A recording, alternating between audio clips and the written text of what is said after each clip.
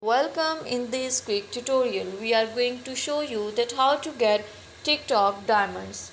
It's super easy and we will make sure you get it right. Just make sure you are logged in and using the latest version. Make sure to watch the complete video and follow each step carefully to avoid forgetting anything and making mistakes. Firstly, you have to open the TikTok app. Click on the profile. Click on the three lines which appear at right top corner. Click on settings and privacy. Click on the balance here.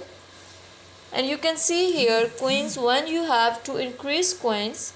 Then you can also see here diamonds, and these diamonds can be used to buy the gift and to send it to the users of the TikTok, and you can also get these coins by your videos. Thank you so much.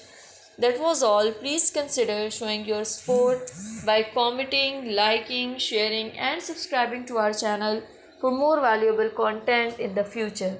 Your engagement is highly appreciated. I wish you very good luck. Thanks.